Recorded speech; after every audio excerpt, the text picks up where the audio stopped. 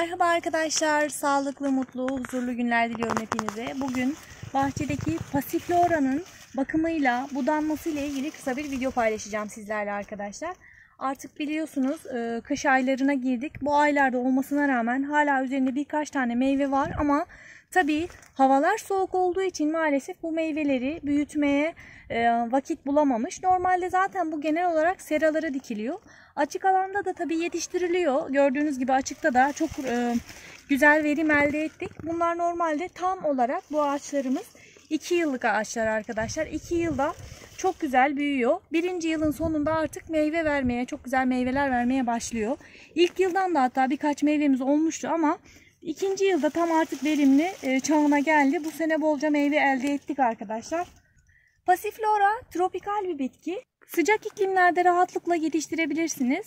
Kış aylarında tabii havaların çok soğuk olmasına bağlı olarak donma ihtimali olabilir. Ama bizim bu özellikle duvarın kenarında olduğu için hiçbir sıkıntı yaşamadık. Soğuk havalarda da donma ihtimali olmadı. Geçen yıl özellikle çok soğuktu. Bu yıl çok fazla soğuk gitmediği için hala meyve bile var üzerinde.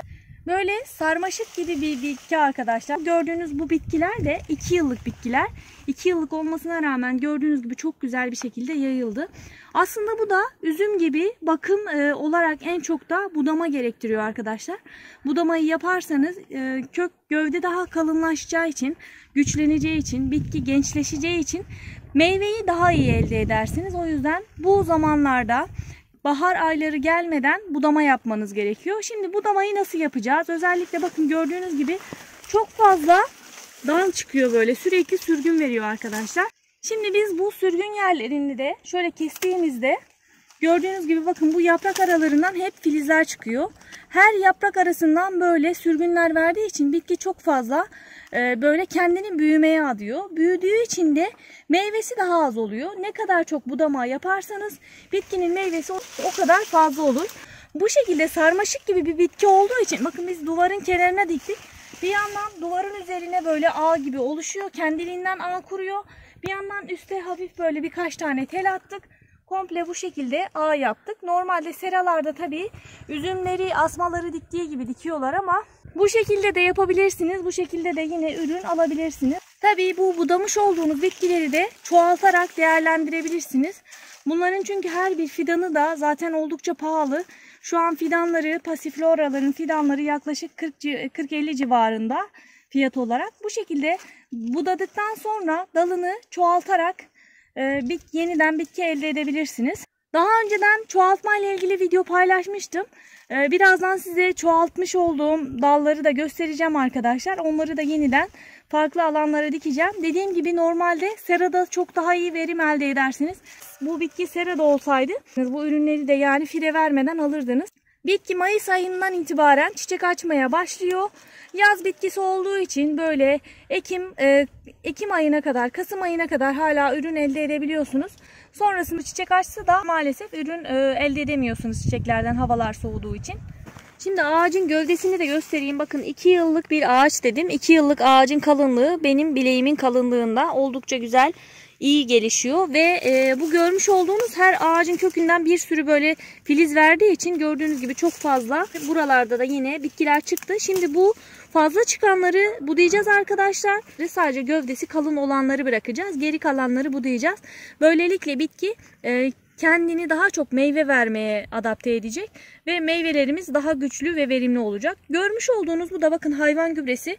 Bolca hayvan gübresi kullanıyoruz biz. Bunun haricinde Passiflora'ya hiçbir şey yapmadık. Yani ne ilaç yaptık arkadaşlar, ne ekstradan başka gübre kullandık. Sadece hayvan gübresi kullandık. 2 yıl içerisinde gördüğünüz gibi bakın çok güzel bir şekilde büyüdü. Verimi oldukça iyiydi. Ayrıca sadece suyu çok istiyor. Bol bol sulamak gerekiyor. Sadece sulama konusuna özen göstereceksiniz ve biz bolca dediğim gibi hayvan gübresi kullandık. Onun haricinde hiçbir şey yapmadık. Yani ekstradan işte ilaçlamaya gerek duymuyorsunuz. Herhangi bir ilaç atılmıyor. Bildiğiniz gibi bu zamanda ilaç atılmadan yetiştirilen meyve yok. Ama Passiflora o konuda iyi. Hiçbir ilaç kullanmasanız da bir sıkıntı yaşamıyorsunuz arkadaşlar. Yani biz bugüne kadar bir sıkıntı yaşamadık. İlaç da kullanmadık. Sadece bol bol suladık. Yaz aylarında özellikle bol bol sulamaya dikkat edin. Bakın mesela burası gördüğünüz gibi ilk etaplarda biz buraya çok fazla işlem yapmamıştık. Alttan çıkanları da sonradan duvara doğru ağdırdığımız için gördüğünüz gibi böyle duvarda komple kapanmış oldu. Yani bu böyle sarmaşık türünde bir bitki olduğu için kullanmadığınız böyle duvarlarınız varsa duvardan aşağıya doğru sarkıtabilirsiniz. O zaman yukarıda herhangi bir işlem yapmanıza da gerek yok. Şimdi bu görmüş olduğunuz kısımların hepsini budayacağız arkadaşlar. Bu sarkan kısımları hepsini budayacağız. Çünkü bunlar ne kadar çok budanırsa bitki o kadar iyi gelişecektir. Bunların hepsini buduyoruz. Ben biraz budama yaptım.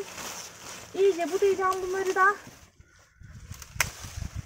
Ne kadar çok budarsanız bitki o kadar iyi gelişim gösterecek ve yaz aylarında bol bol meyve elde edeceksiniz. Akdeniz iklimine uygun bir bitki olduğu için Ege, Marmara, Akdeniz bölgesinde bu bitkiyi rahatlıkla yetiştirebilirsiniz arkadaşlar. Soğuk iklimlerde denemediğim için bilemiyorum ama tropikal bir bitki olduğu için yetiştirilmesi konusunda sıkıntı yaşayabilirsiniz soğuk iklimlerde. Ama tabii yine de deneyebilirsiniz. Bu görmüş olduğunuz budadığınız çelikleri de çoğaltabilirsiniz arkadaşlar. Şöyle göstereyim, bakın. Şu yaprak arasından bu şekilde filizler veriyor, sürgünler veriyor. Yani dikeceğiniz kısımlar bu kısımlar olacak. Bakın burada da var. Bu şekilde buradan çoğaldığı için şöyle yapıyoruz. Mesela bunu burada toprağa dikiyoruz. Bunları ben daha önce dikmiştim. Şöyle sadece toprağa gömmeniz yeterli. Hemen önceden diktiğim bir çeliği size göstermek istiyorum. Bakın bunu yaklaşık 1,5 ay kadar önce dikmiştim. Şöyle bakalım yavaşça köklenmiş mi diye. Ara ara böyle budamış olduklarımı dikmiştim genel olarak. Bakın mesela şöyle göstereyim. 2-3 tane kök çıkmaya başlamış. Bakın 3 tane kök çıkmaya başlamış. Bunları yaklaşık 1,5 ay kadar önce dikmiştim. Tabii bu sıcaklığa göre değişir arkadaşlar. Şu an kış aylarında olduğumuz için hızlıca köklenmeyecektir. Böyle bahar aylarına doğru Mart ayı gibi böyle köklenme hızlanacağı için Mart-Nisan aylarında çok daha hızlı bir şekilde köklenir ve gelişim gösterir. Dediğim gibi bu yaprak aralarından da bakın böyle büyümeye başlar. Bakın bunu dikmiş olduklarım artık büyümeye başlamış. Hemen köklenme olmaz ama yaprak aralarından görmüş olduğunuz bakın bunlar. Şu mesela çok daha iyi tutmuş. Bu daha iyi bir şekilde köklenmiştir. Hepsi aynı anda aynı şekilde de köklenmez. Ama bu şekilde dediğim gibi dalından da çoğaltabilirsiniz. Bu işlemi de deneyerek siz de kendi pasiflora bitkinizi yetiştirebilirsiniz. Bugünkü videonun da sonuna geldik arkadaşlar. Umarım faydalı bir video olmuştur sizler için. Pasiflora yetiştirme ile ilgili çok fazla bilgi ve tecrübe yok ülkemizde. Ben de böyle edindiğim deneyimleri sizlerle paylaşmaya gayret ediyorum. Beril'in Hünerleri YouTube kanalında başka bir videoda görüşmek üzere. Sağlıcakla kalın.